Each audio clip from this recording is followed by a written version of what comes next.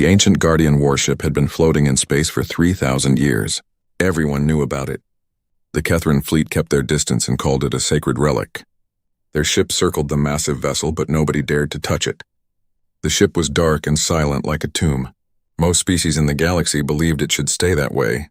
They thought the technology was too advanced and too dangerous. They believed some things were meant to remain mysteries. Jake Morrison did not agree with that idea at all. He floated near the huge metal hull in his spacesuit. His helmet light moved across strange symbols that nobody could read anymore. Back on his ship called the Horizon, Lieutenant Amy Patterson watched him through the cameras. She looked worried. The Kethran commander was sending angry messages. They said Jake was breaking sacred laws. They said he was disrespecting an important artifact. Amy told Jake about the complaints. Jake did not seem to care much about the rules. He was too focused on the ship in front of him. Jake ran his gloved hand along the cold metal surface. He could feel something underneath. It was like a heartbeat buried deep inside the ship. This vessel was not dead. It was just sleeping. He told Amy this through his radio. Amy said the Kethran were getting more upset. Jake told her to tell them he was just looking around. He kept searching the hull for something specific. His engineering instincts guided him. He had spent years fixing broken ships with whatever spare parts he could find. He knew how machines worked even when they were alien machines. His fingers found what he was looking for. There was a tiny seam in the metal that most people would miss. Jake pressed on it in a pattern that felt right.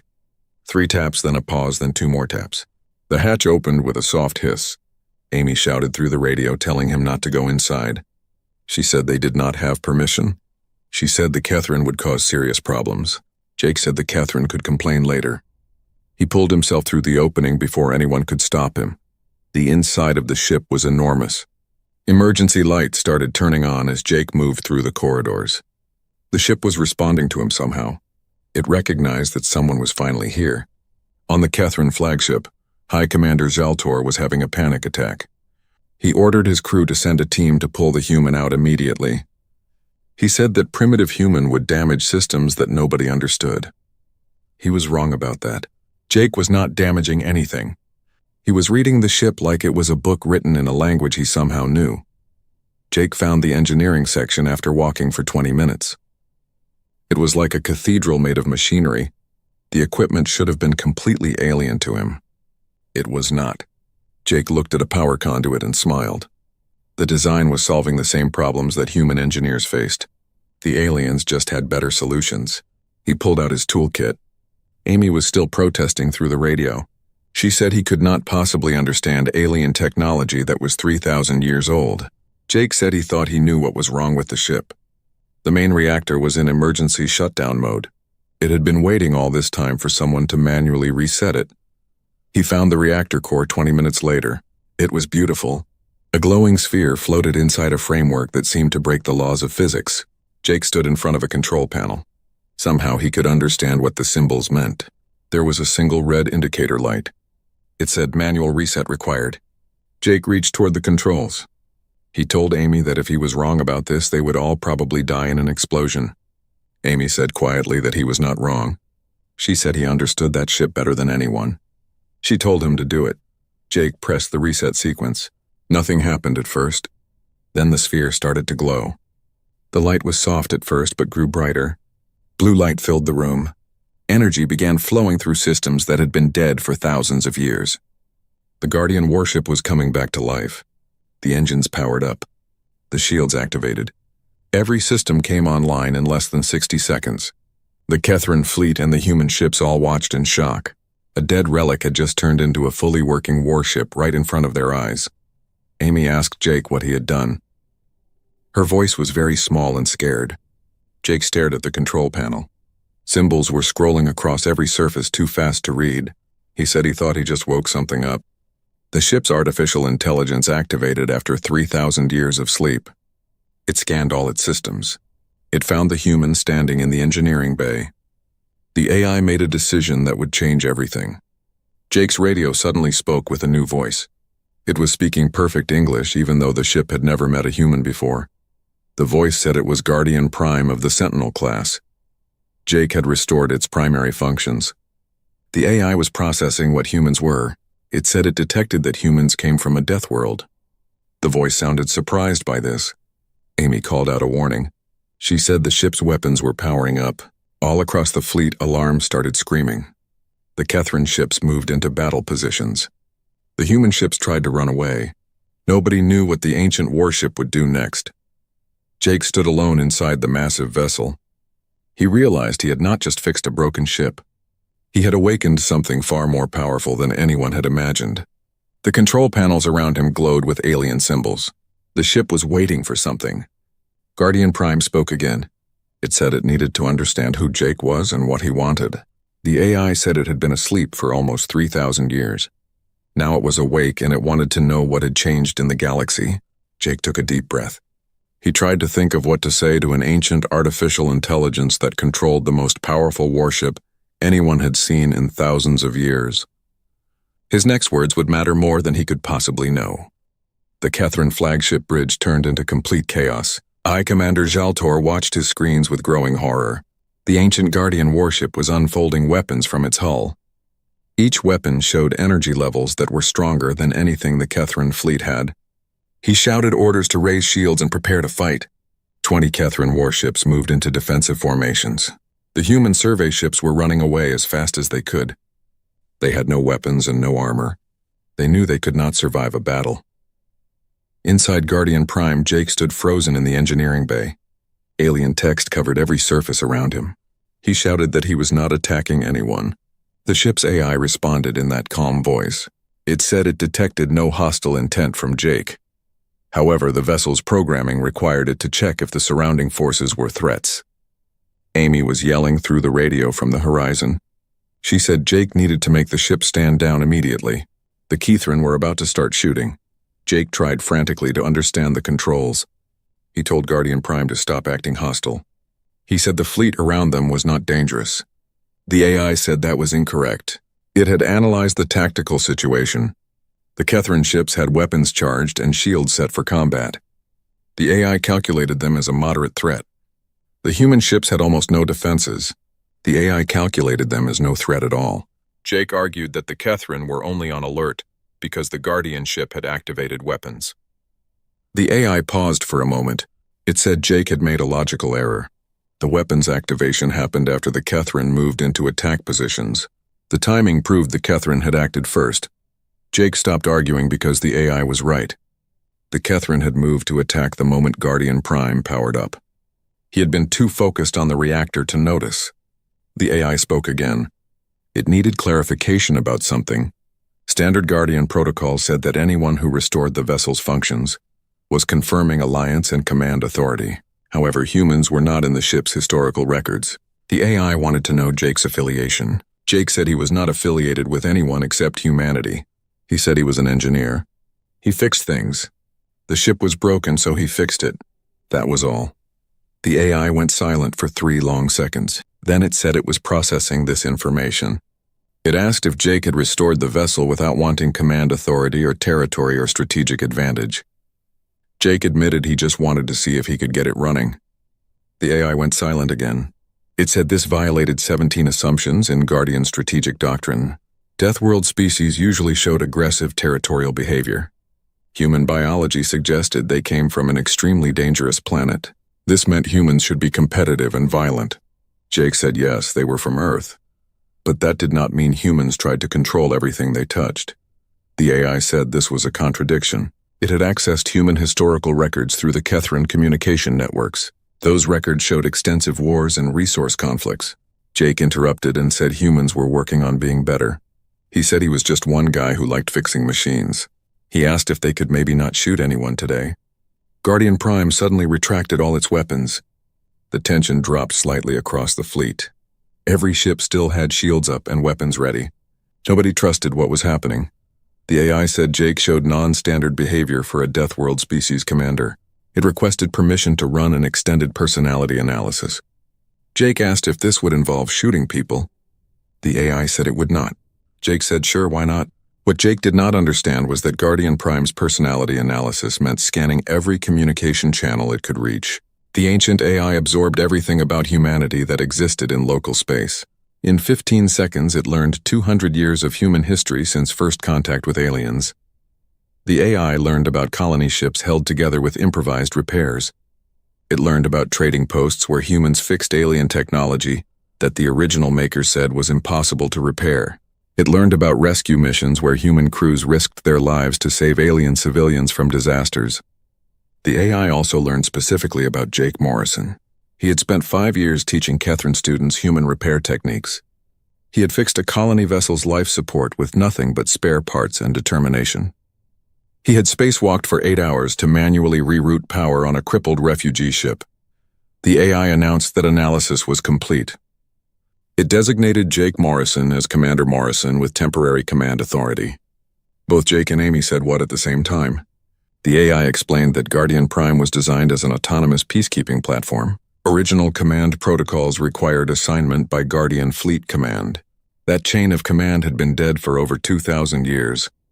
Contingency protocols allowed temporary command based on demonstrated compatibility with Guardian core values.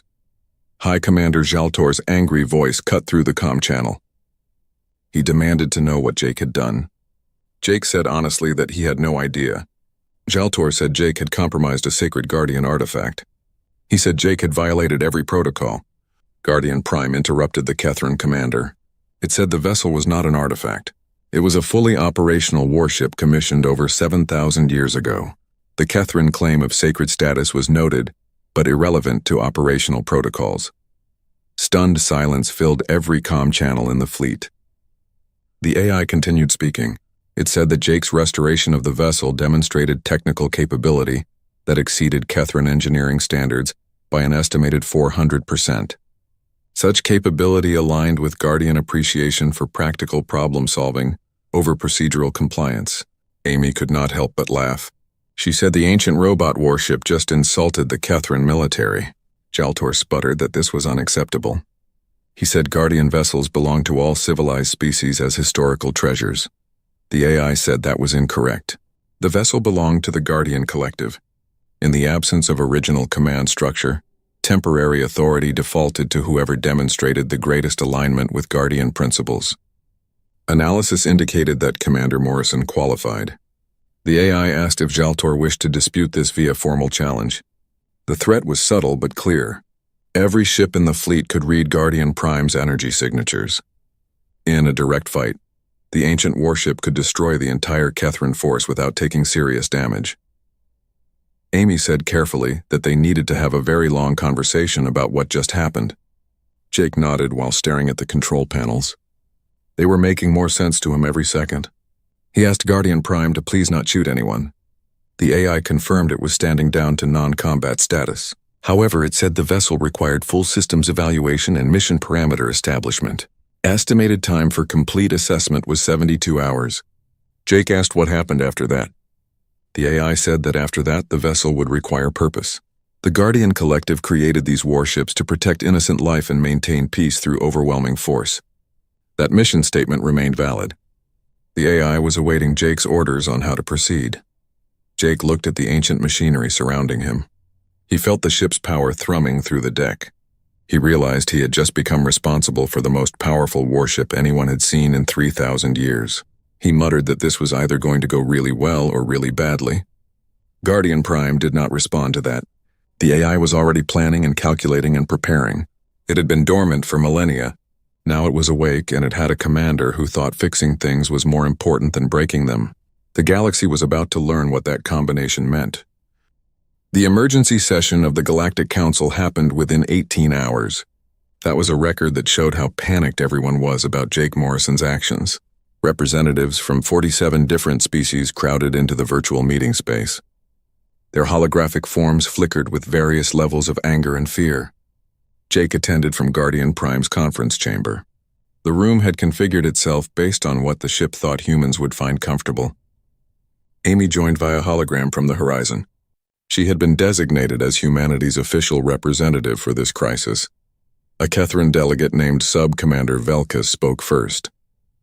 Her translator made her voice sound sharp and angry. She said this was absolutely unacceptable. A human had seized control of a Guardian vessel. The most advanced warship in known space was now in the hands of a Deathworlder. Many delegates murmured agreement.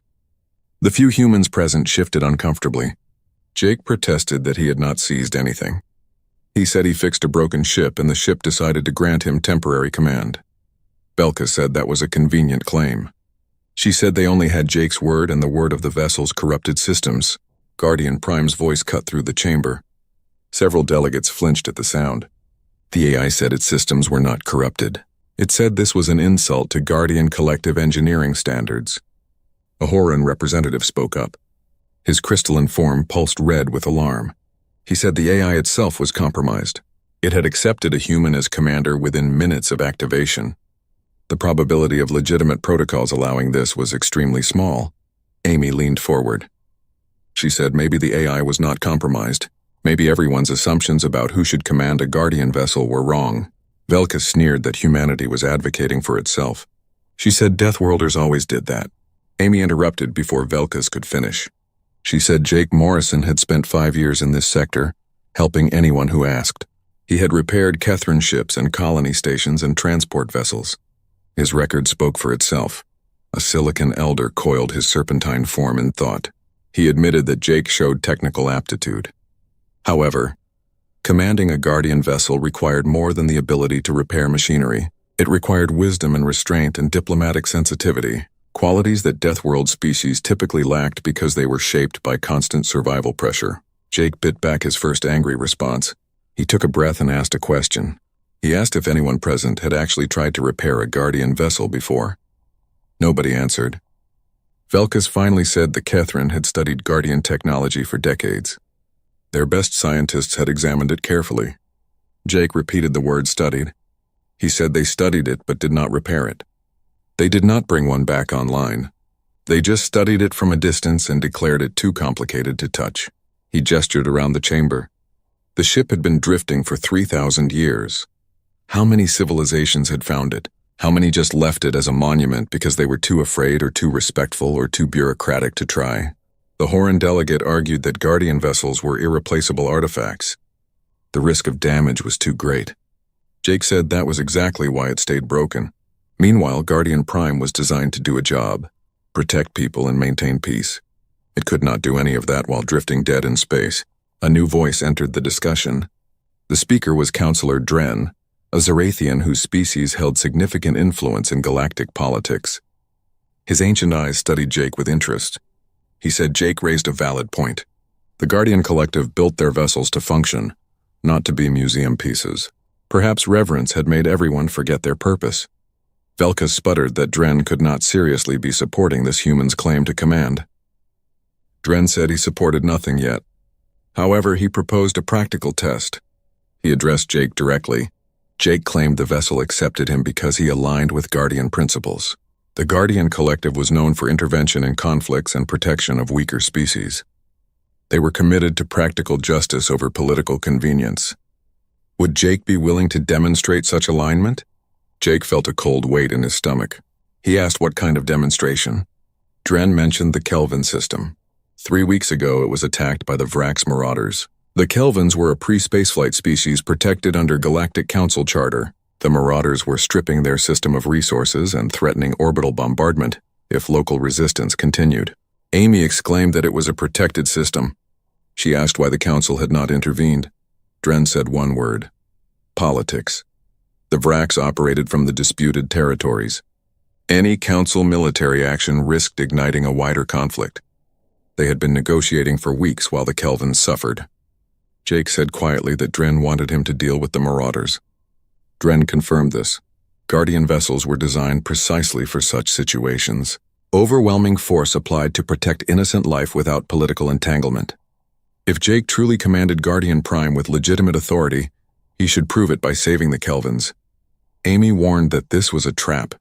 She said if Jake went in with a Guardian warship and started shooting, every species in the Council would call it an act of human aggression. Humanity would be labeled as warmongers. Dren countered that if Jake refused, it proved he was unworthy of Guardian command. After all, the Guardian Collective would never allow politics to prevent them from protecting the innocent. Velka smiled coldly. She said it was a perfect test. Either the human revealed his true nature by using the Guardian vessel for aggressive expansion, or he admitted he was unfit for command. Either way, the vessel would be given to proper Kethrin custody. Jake looked at Amy. She shook her head slightly. This was designed to strip him of Guardian Prime regardless of the outcome. Jake said he would do it. Amy started to protest, but Jake continued. He said he would go to the Kelvin system, but on one condition. The Council must send observers, representatives from multiple species including the Kethrin. They could watch everything Guardian Prime did. Full transparency. The chamber fell silent as delegates processed this unexpected offer. Dren asked with surprise in his voice if Jake would allow Council oversight. Jake said the Guardian Collective operated with oversight from the civilizations they protected. Guardian Prime confirmed this. Historical records indicated regular reporting and strategic coordination and accountability measures. Jake's proposal aligned with established Guardian protocols. Velkas frowned and asked what prevented Jake from simply eliminating the observers if they witnessed something inconvenient. Amy said firmly that was not how humans worked. It was definitely not how Jake Morrison worked. Dren declared the proposal acceptable. The Council would dispatch an observation ship to accompany Guardian Prime to the Kelvin system. Jake had 1 week to resolve the Marauder crisis. He must do so without causing a wider war, without excessive casualties, and without proving the Deathworlders' stereotypes correct. Jake muttered that there was no pressure at all. After the session ended, Amy's hologram stayed behind. She said Jake realized they were hoping he would fail.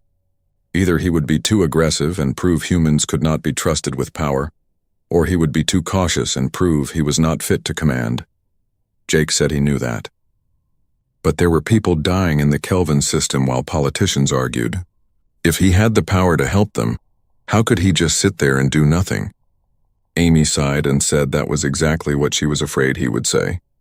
She asked when they were leaving. Jake said they and Amy said she was not letting him fly into a war zone without backup. Besides, someone needed to make sure he did not do anything too stupidly heroic. Jake laughed despite the tension and said that was fair enough. He asked Guardian Prime how long until the ship was ready for combat operations. The AI reported that the vessel was operating at 78% capacity. All primary weapon systems were functional. Shields were at optimal strength. Navigation and faster-than-light drive systems were operational. The vessel was combat-ready. Jake said softly that he guessed they were going to war. He just hoped they could win it without becoming the monsters everyone expected them to be. Guardian Prime's engines flared to life and the ancient warship turned toward the Kelvin system, carrying with it the hopes and fears of an entire galaxy. The Kelvin system was burning when they arrived. Jake watched the tactical display as Guardian Prime dropped out of faster-than-light travel at the system's edge. 6 Vrax Marauder ships floated in orbit around the 4th planet. Each one bristled with weapons. Energy signatures showed they had been firing on cities and towns below.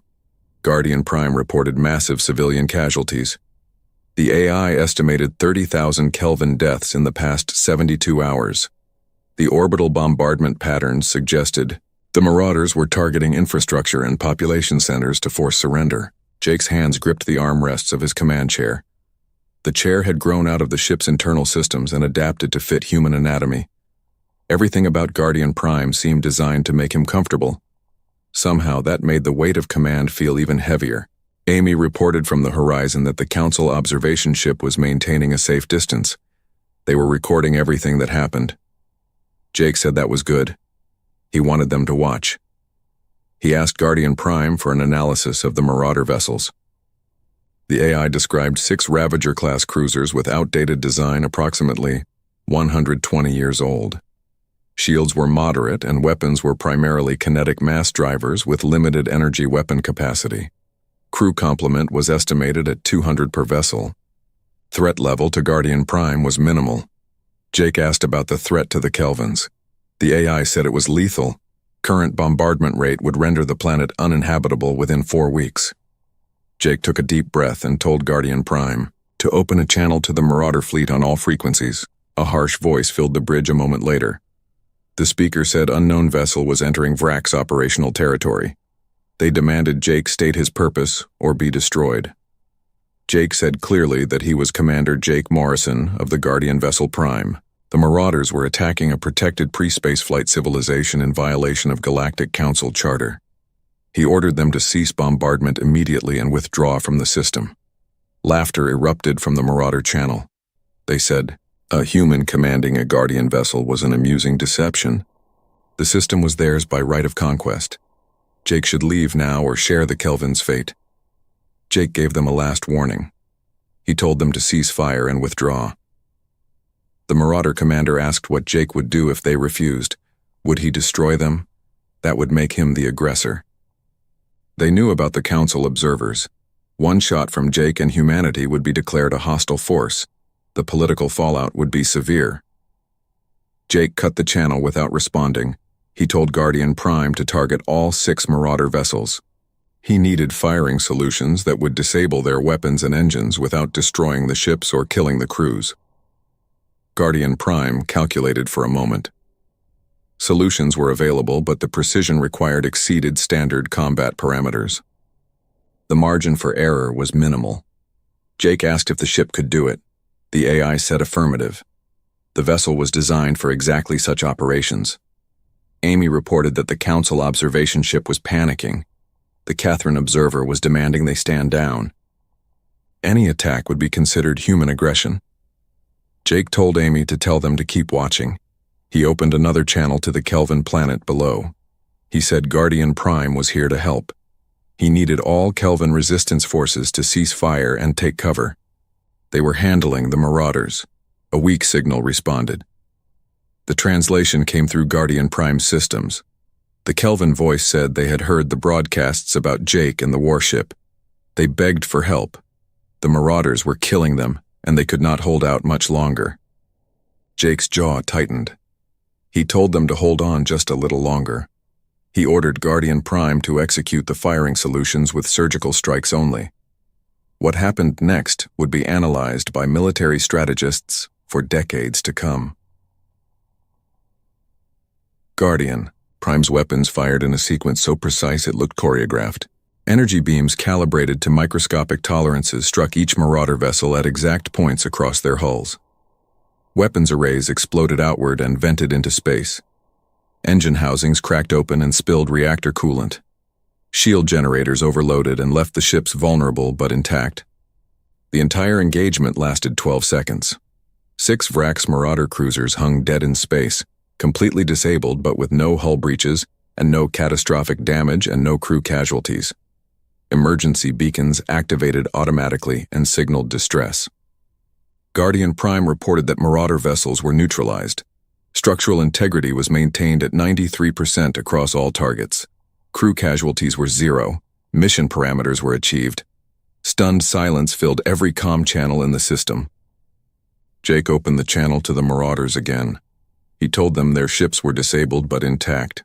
Their crews were alive. Emergency life support would last 96 hours. He was transmitting their location to the nearest Vrax outpost and to Galactic Council rescue services. They had 2 choices. Sit tight and wait for pickup, or he could start getting less precise with his shooting. Their call. The Marauder commander stammered in confusion. He said Jake had not destroyed them. Jake was a Deathworlder and a human. He had them helpless. Why had he not killed them? Jake said simply that he did not need to kill them to stop them. Guardian Prime was built to protect innocent life, and that included the Marauders. They should not make him change his mind. They should leave this system alone. On the Council observation ship, the delegates were in chaos. Sub-Commander Velkas herself stared at the tactical displays in disbelief. She whispered that this was impossible. The precision required was beyond what their best gunners could achieve. Not in 12 seconds and not against 6 moving targets. The Zerathian observer Counselor Dren nodded slowly. He said the Guardian Collective's reputation was not exaggerated. Morrison had chosen to disable rather than destroy. Velkas argued that it could be a trick, a way to appear merciful while actually pursuing some hidden agenda. Dren interrupted and asked what agenda. Saving a civilization from extinction? Sparing the lives of pirates who were bombarding civilians? What terrible human scheme could this possibly serve? Before Velkas could respond, alarms blared throughout the observation ship. New contacts were emerging from faster-than-light travel at the system edge. Jake saw them too. 8 new vessels that were much larger than the Marauder cruisers. He asked Guardian Prime for identification. The AI said they were Vrax Warlord-class battleships, current-generation military vessels. Threat assessment was significant. Combined firepower exceeded Guardian Prime's shield capacity if engaged simultaneously. Amy said with tension in her voice that they were being hailed. The face that appeared on screen was distinctly Vrax, with armored ridges and battle scars marking a lifetime of combat. The Vrax identified himself as Warlord Krex of the Vrax Armada. He said Jake had attacked their forces, and this was an act of war. Jake responded that Vrax forces were violating Galactic Council law. He had defended a protected species. Krex snarled that the Council had no authority in disputed territories. Jake had made a grave mistake. One Guardian vessel could not stand against the Vrax Armada. He ordered Jake to power down weapons and surrender or be destroyed. They would then finish cleansing the Kelvin vermin from Vrax space. Jake glanced at the tactical display. 8 battleships with all weapons armed were moving into attack formation. Guardian Prime was powerful, but the math was not favorable. The AI stated that it could not guarantee victory against these odds. It recommended immediate withdrawal. Jake asked if that meant leaving the Kelvins to die. He said that was not an option. Amy urged him to be smart about this. They could call for Council reinforcements.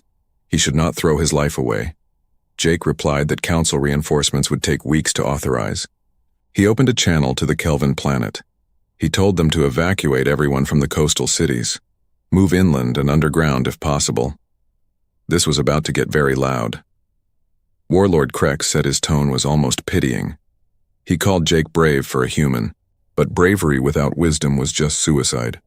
Last chance to surrender or die. Jake took a breath and felt the weight of every life depending on his next decision. He asked Guardian Prime what the Guardian Collective's rules of engagement were for situations like this. The AI said to overwhelm the enemy with minimum necessary force. Demonstrate capability such that further resistance became logically pointless.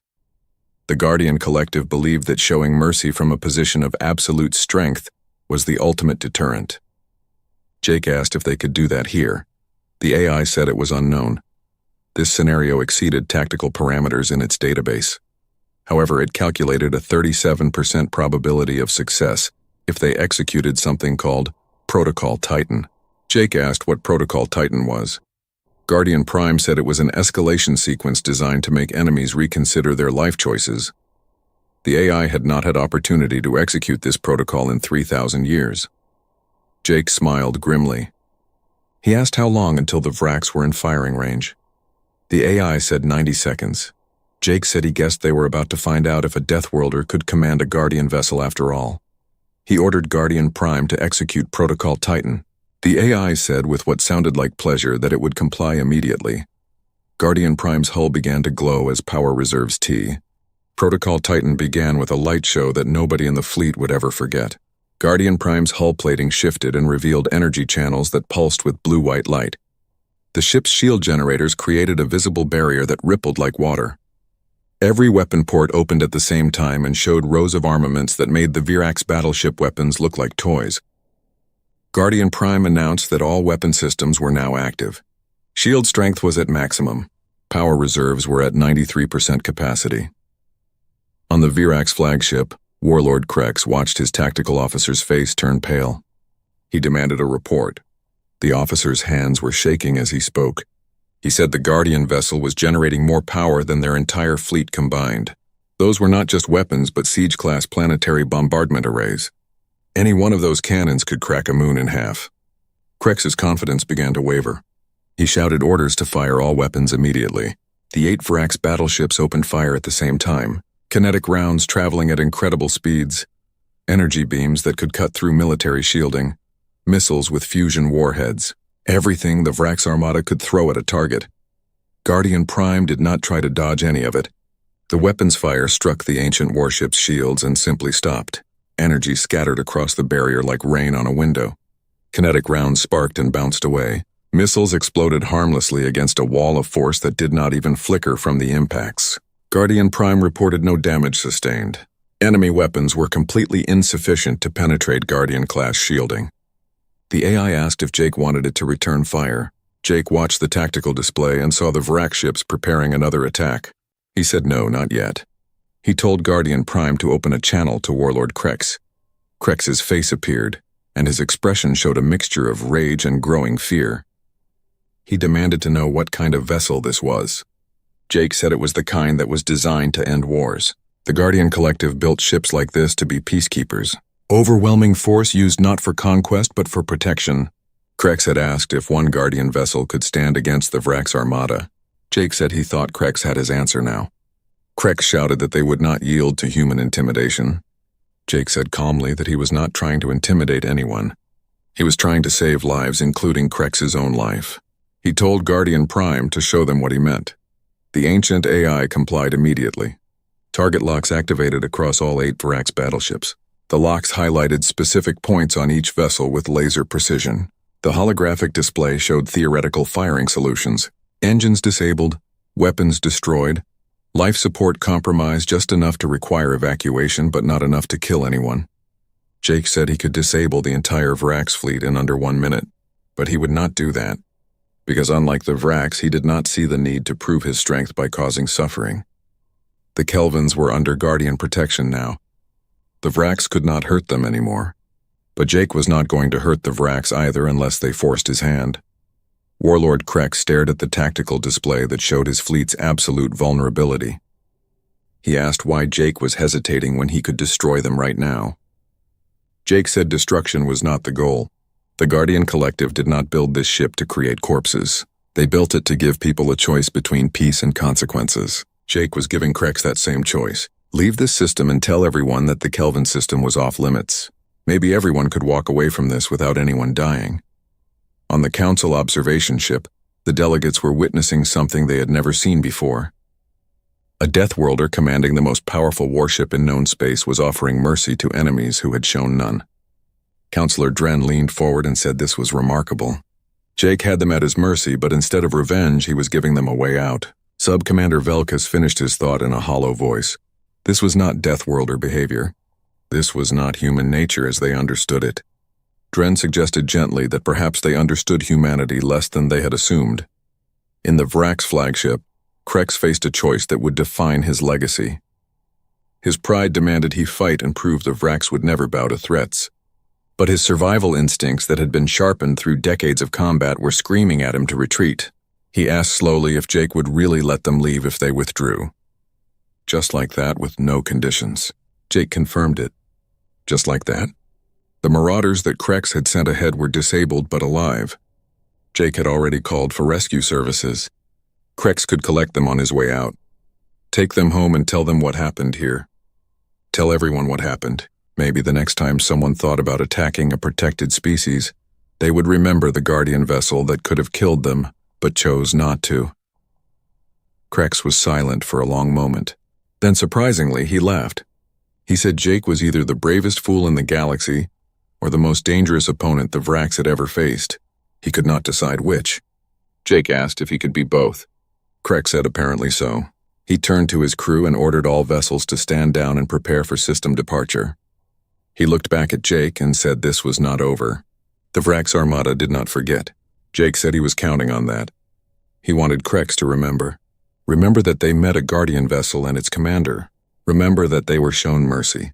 Remember that the same mercy they received today was what the Guardian Collective offered to everyone. Choose peace and never face Guardian Prime in anger. Choose violence against the innocent, and they had seen what happens. The Vrak's fleet withdrew and collected the disabled marauder vessels as they went. Within 1 hour, the Kelvin system was clear of hostile forces for the first time in weeks.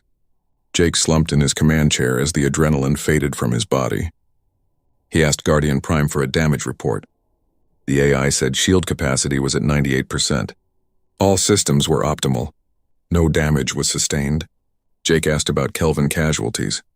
The AI said planetary scans indicated medical emergencies in progress, but active bombardment had ceased.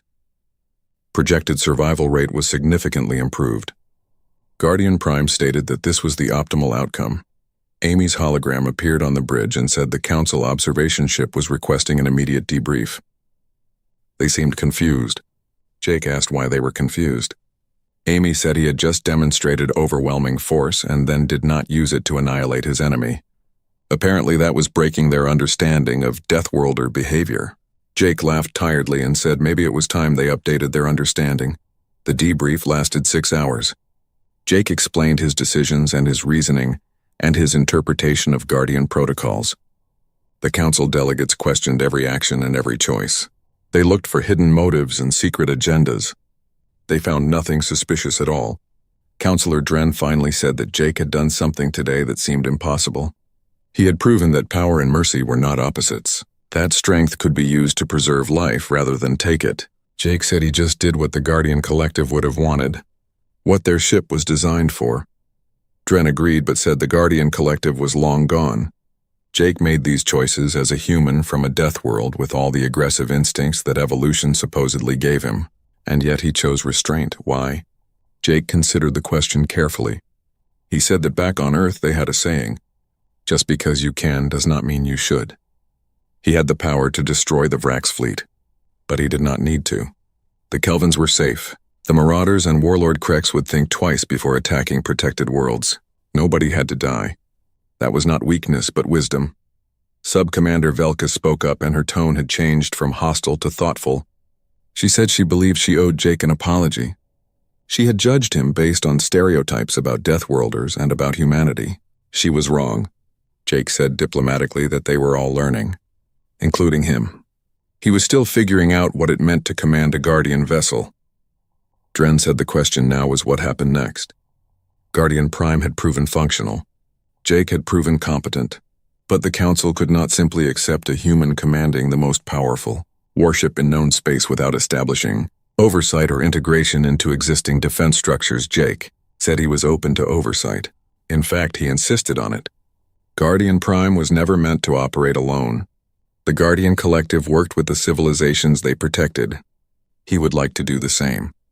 Over the next weeks, a framework emerged. Jake Morrison would retain command of Guardian Prime but would operate under a liaison system with the Galactic Council.